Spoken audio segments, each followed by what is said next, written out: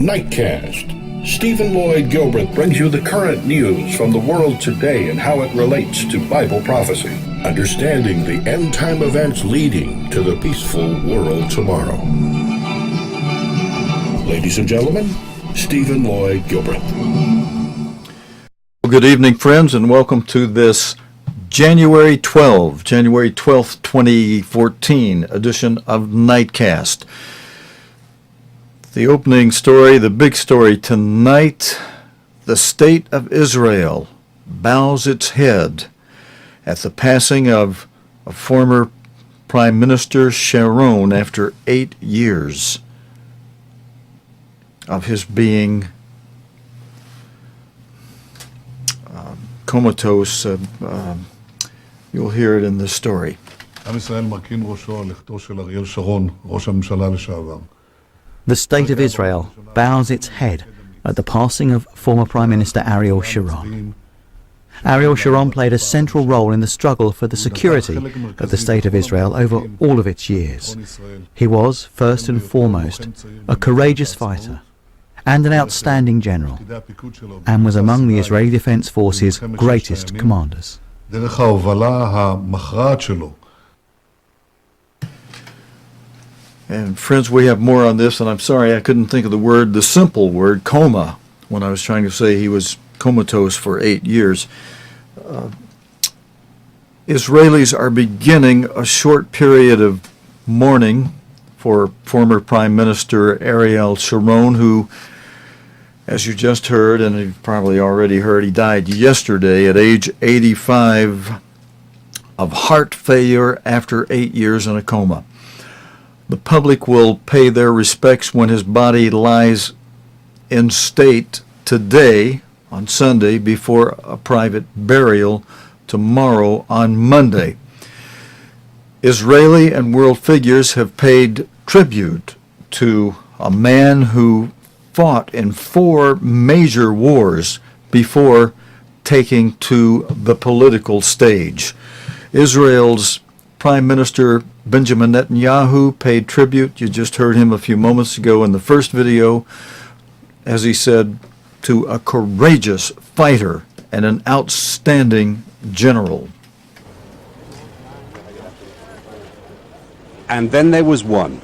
As the coffin lay in state at the Knesset, Israel's parliament, the country's 90-year-old president, Shimon Peres, paid his respects.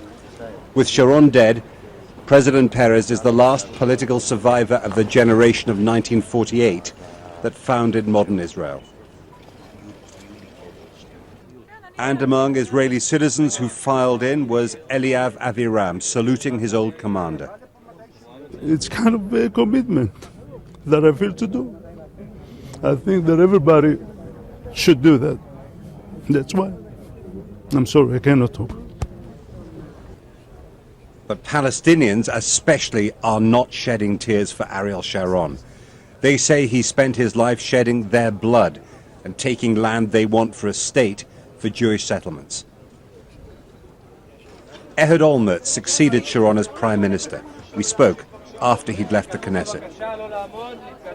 One of the big what-ifs of Middle East politics is what might have happened had Sharon not had that stroke in 2006. Would he have pulled settlers out of the West Bank as he pulled them out of Gaza? I am absolutely certain that you would have acted to separate Israel from the Palestinians to the utmost, which means that Israel would have pulled out from most of the territory. That's all hypothetical. These days, the Americans are having another go at brokering peace between Israel and the Palestinians. The big surprise would be success. It's 8 years ago this month that Ariel Sharon had the stroke that sent him into a coma. It's a sign, though, of his place in modern Middle East history that there are still so many people here in Israel who venerate him, and so many others, especially Palestinians, who get very angry about what he did. Well, Jeremy Bowen, BBC News, at the Knesset in Jerusalem. Mr. Bowen, of course, the Palestinians get very angry. I mean, when you're on the other side of a war game, or other side of war, and the generals are victorious in the way things certainly went under the hands of Mr. Sharon, of course your enemies are going to not be very happy about that. I mean, why even ask somebody's enemy their opinion, Anyway, there's another report that Mr. Bowen's going to give us here. Mr. Bowen is the editor for the Middle East for the BBC, and he provides some outstanding reports. A state funeral, and he'll be narrating this next one. A state funeral will take place tomorrow before a military burial ceremony at Mr. Sharon's ranch. And Jeremy Bowen has this report on that. It's a time for taking stock, a time of wondering perhaps what might have been if he hadn't had that stroke back in the beginning of 2006. It's a time as well for, I think, recognizing that Sharon stands for a very important part of Israeli history, that he shaped in many ways, probably more than any other Israeli, certainly who's been politically active in the last, decade or so. He shaped the current state of the West Bank and Israel's relations with the Palestinians. But also, I think we need to remember that he was controversial in Israel at all times. When he was a soldier, he was regarded by some of his commanders as insubordinate. Other Israelis thought he was a hero because he just got on with it and did what he wanted, which was one of the reasons why he was called the bulldozer. And of course, from the Palestinian perspective, he's seen absolutely without any shadow of doubt as a butcher with lakes of blood on his hands. So there are some very different memories and perceptions and opinions about Ariel Sharon and his life and what that did for Israel and also for the Israeli-Palestinian conflict. Friends, toward the end of the program tonight, we'll have more video related to this story. We're going to break, though, from the death of Mr. Sharon for the moment and cover a few other stories for just a little bit. We're going to cover one related to Brother Reuben. Now, I'm speaking from the United States as one who may be related to Manasseh. Of course, on my mother's side, I'm actually related to either Judah or Benjamin or Levi because of some of her ancestry going through a Duke of Kent in England. And on my dad's side, maybe even some of Dan involved there. So watch out. I can have a mean temper at times. Thankfully, though, I've learned pretty much it's wiser to control a raging temper. But this story next about Brother Reuben, no matter what tribe you're from, if you're from Israel, Reuben is one of your brothers. Or, if you really wanted to get super technical, if you're a son of Joseph, one of the two sons of Joseph, Ephraim or Manasseh, you are, would that make you a cousin or a nephew? But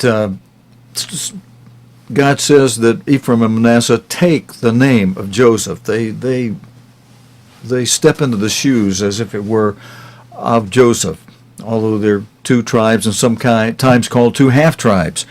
But Reuben relates to France. And the history of France in the Bible is one full of, one has a lot of story about sexual misdoings. And in the news today, there's some of that. But it's kind of a mix because the French First Lady, Valerie Trierweiler, I hope I'm pronouncing that correctly, but I'm also wondering, okay, if she's the First Lady, why doesn't she have the same last name as the President of France, Francois Hollande? But maybe we'll hear more of that in the news during the week, or maybe I'll dig up some more on that. But the First Lady, the French First Lady, has been admitted to the hospital after media reports of an alleged affair involving President Francois Hollande and another woman.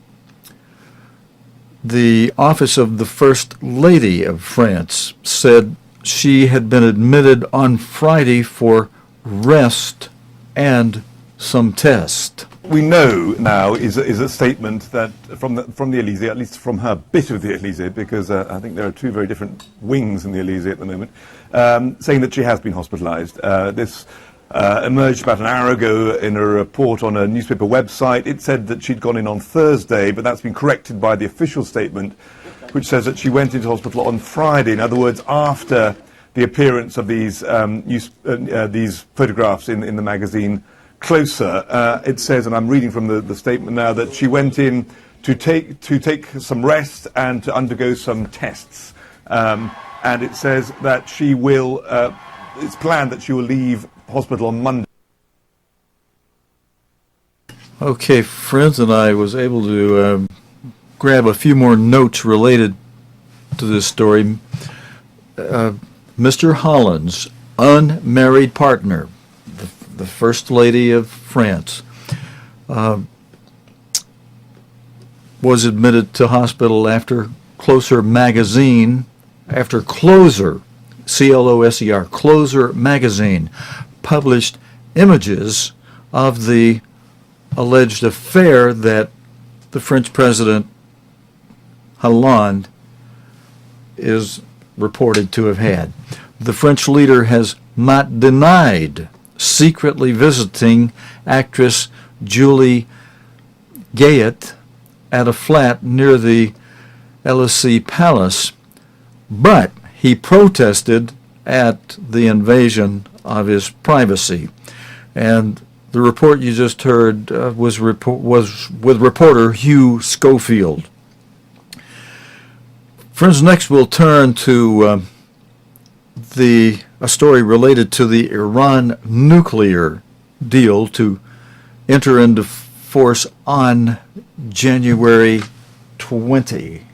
Deal on the 24th of November was a bit complicated, so they needed a new agreement on how to implement it. And now they have achieved that. There is an agreement, and the agreement is going to come into effect on the 20th of January, and it's going to be implemented from then on. And the 20th of January is basically the date the EU foreign ministers are going to meet, and the hope is that on that day they will be announcing the lifting of some sanctions against Iran. President Obama saying, with today's agreement we have made concrete progress. Just fill us in on exactly what this deal is going to mean. This is the first step in a process that is supposed to take about 6 months, during which Iran and 6 world powers are going to sit down and talk about a comprehensive solution to Iran's nuclear crisis. But as a first step, they wanted to make sure, the world powers, that Iran's nuclear program will not expand during the 6 months when they're talking. And that's what exactly is going to happen. Iran has agreed not to expand its nuclear program in return for lifting of some of the sanctions, just the marginal ones, not the main ones, not the oil sanctions, not the banking sanctions that have hit Iran pretty seriously. Some sanctions on the sale of petrochemicals by Iran, or the buying or selling of gold by Iran, that kind of thing will be lifted. And that, hopefully, Iran hopes that will be announced on the 20th of January. This deal was seen widely as an important first step in bringing Iran in after many years of isolation. Clearly, it's going to be very important now that those practical steps are taken and that the international community has confidence that Iran is living up to its side of the bargain. The whole thing is designed that it will be done step by step. So at any time during the next 6 months, if either side feels the other side is not sticking to the agreement, they can go back to where they were before. return to the status quo before the agreement. So from that point of view, there is some kind of a guarantee that things will move on as expected. On the whole thing for the Iranians is pretty good news, in a sense that President Rouhani, the relatively moderate president, when he came to power, he promised the Iranians that he will make sure that there will be no new sanctions against Iran, A, and B, the existing sanctions will be lifted.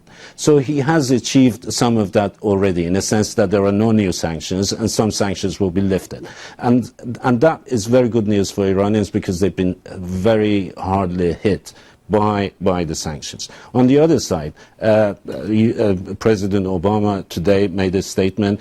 He welcomed the agreement, and he says that this is the first time in a decade that Iran has agreed to stop its nuclear program from further expansion.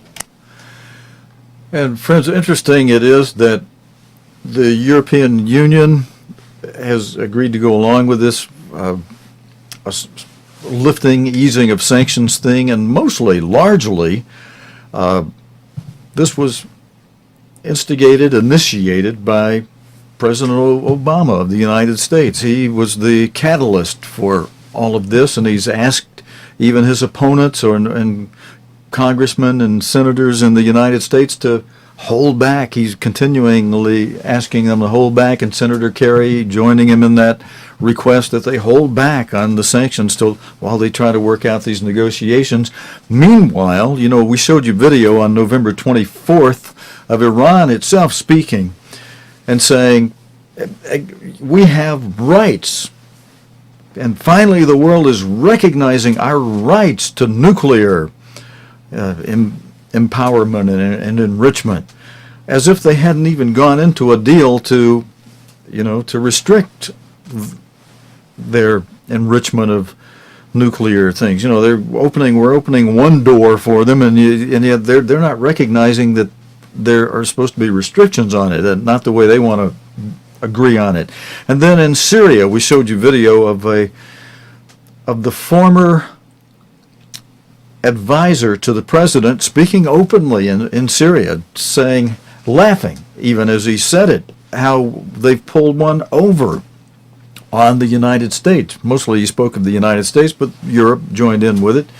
And then, in that video, it showed how they pulled one over and laughing about it and virtually saying, well, the guy directly said, see if I can remember the words, they were something to the effect that, in essence, you're a fool to try to negotiate and deal with us because we're not going to keep our agreements. We're just there we'll say anything to get what we want.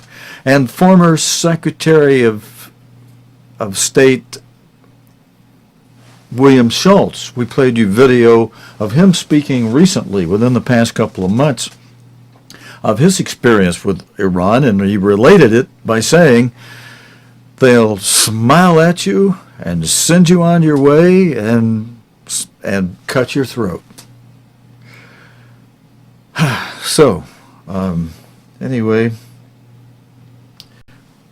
we've got some video related. All of this could just help spin into World War III, round 3 of World War, eventually. And of course, it could have all kind of things happen even before World War III happens that could be very unpleasant. We're dealing with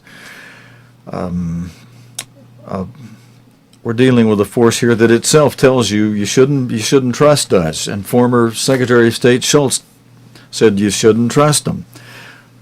But we're not listening to elder experience.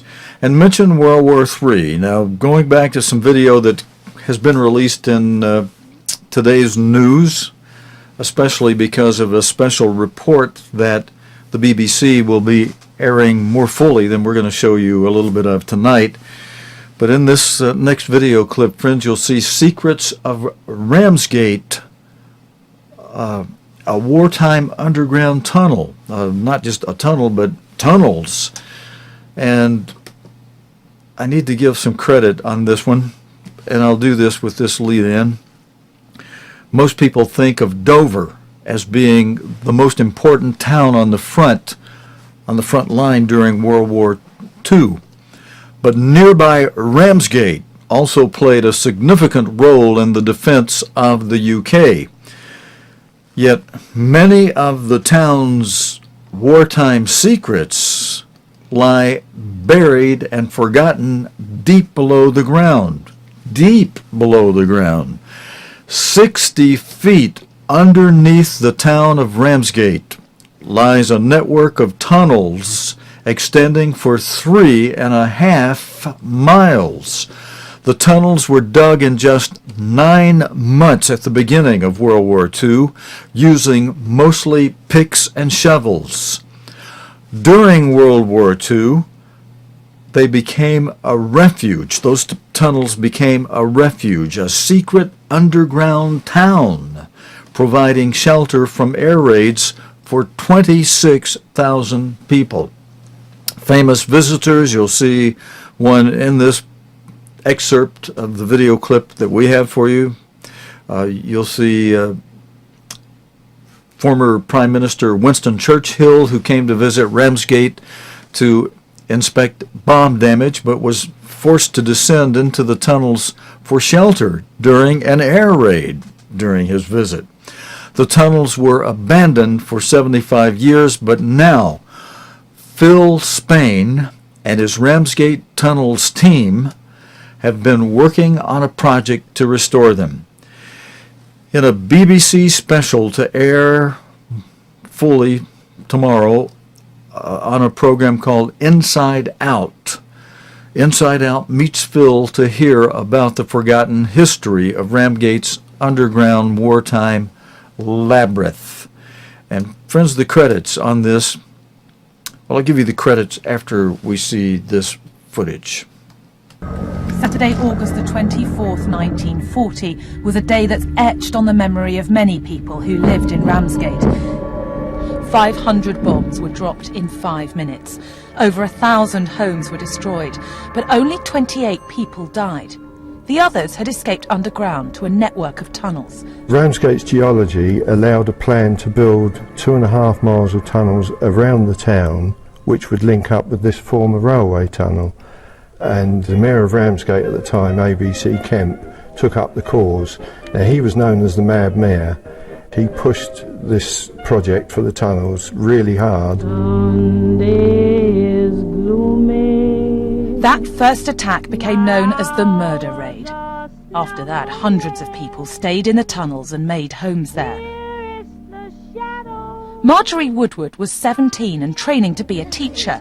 She wrote an assignment about the families who lived underground. Some people went down there for various reasons, that they couldn't live in their home, that they didn't like the war, that they were frightened. They would not want to go out of the tunnel, so we called it tunnelitis. The makeshift town was established in the main tunnel, a disused railway line. People took chairs down, then beds. There wasn't much privacy, so they put up partitions, and one family created a proper home, a living room, a bedroom and a kitchen. Soon the tunnels of Ramsgate became global news. And famous people came to visit just to see what it was all about. Perhaps the most famous was the Prime Minister, Winston Churchill. He was told by our rather flamboyant mayor to put his cigar out before he entered because there was no smoking, so he was put in his place. The tunnels provided shelter for 26,000 people in Ramsgate. If all goes to plan, today's residents of the town will be able to visit them when they open to the public in the summer. And friends, I need to give some credit here. The archive footage is copyright and courtesy of British Path. The still images courtesy of Kent History and Library Center, Imperial War Museum, War and Peace Collection, and courtesy of Phil Spain. Inside Out Southeast will be broadcast tomorrow, January 13 at 7:30 p.m. or 19:30 Greenwich Mean Time on BBC One and nationwide for 7 days thereafter on their iPlayer. And we have provided this excerpt here for you under our license from the BBC. Now, friends, how much time we have here? We got a few minutes. I'm going to show you, we've had a lot of weather in the United States that has been rather cold, such that, and we've got cold weather coming again toward the mid part of this coming week, but hopefully not quite like what we have had. But in this next video clip that we've got here for you, it shows cascades of ice as Niagara Falls froze. The recent cold blast in America has brought suffering to many, but it's also created some really spectacular scenes. Here we are. This is frozen Niagara Falls. Parts of the usually fast-flowing waterfalls on the border between US and Canada actually came to a standstill this week as the cold pushed north. If you want to see the rare sight for yourself, you better hurry. It is expected to warm up in the next few days.